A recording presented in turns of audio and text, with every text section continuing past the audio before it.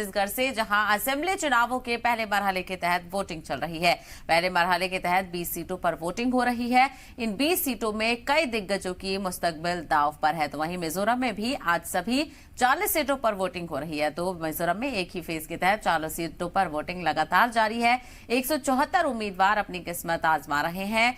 174 उम्मीदवार मैदान में है, जिसमें 16 खवातीन भी शामिल है। तो अलग अलग तस्वीरें आपको दिखा रहे हैं, जहां पर वोटिंग सेंटर्स पर लगातार उम्मीदवार, लीडरान और आवाम बढ़ चढ़कर हिस्सा लेती हुई नजर आ रही है। हक राय दही का आज इस्तेमाल किया जा रहा है। जमहूरियत के जश्न में लोग बढ़ चढ़कर शामिल होते हुए नजर आ रहे हैं। तो 5 रियासतों में चुनावी माहौल शुरू हो चुका है और आज से ही वोटिंग का अमल भी जारी है, देखने को मिल रहा है। छत्तीसगढ़ में पहला फेज और मिजोरम में 40 सीटों पर वोटिंग का अमल यहां पर जारी है। तो शाम 5 बजे तक कुछ इलाकों में वोटिंग होगी, तो वही कुछ ऐसी सीटें भी हैं जो कि नक्सल मुतासिर सीटें हैं, वहां पर सिर्फ 3 बजे तक ही वोटिंग का अमल जारी रहेगा।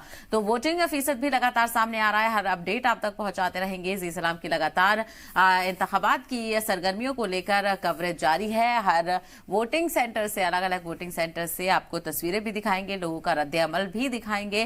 तो आप ये तस्वीरें देख रहे हैं, एक तरफ मिजोरम की तस्वीर सामने आ रही है, तो दूसरी तरफ दूसरे सेंटर से भी यहां पर तस्वीरें आ रही हैं। मिजोरम के सीएम की तस्वीर भी आप देख रहे हैं, वो वोट डालने के लिए पहुंचे थे, लेकिन थोड़ी देर पहले ये जानकारी मिली थी कि जब वो वोट डालने के लिए पहुंचे तो ईवीएम में खराबी के चलते वो वोट नहीं डाल पाए और उन्होंने कहा था कि वो थोड़ी देर में वोट डालने के लिए आएंगे।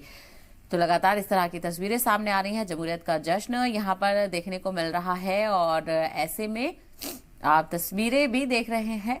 मिजोरम में असेंबली इंतखाबात लगातार जारी है। जोरामथंगा भी वोट डालने के लिए यहाँ पर अपने असेंबली हल्के में वोट डालने के लिए पहुंचे हैं। तो दूसरी तरफ छत्तीसगढ़ में भी 20 सीटों को लेकर वोटिंग हो रही है। तो वहीं 70 सीटों के लिए 17 नवंबर को वोटिंग होगी। आज पहला फेज है। अलग अलग वोटिंग मराकज बनाए गए हैं, जहां पर बेहतर से बेहतर इकदाम और इंतजाम करने की कोशिश की गई है। सिक्योरिटी भी यहाँ पर बढ़ाई गई है।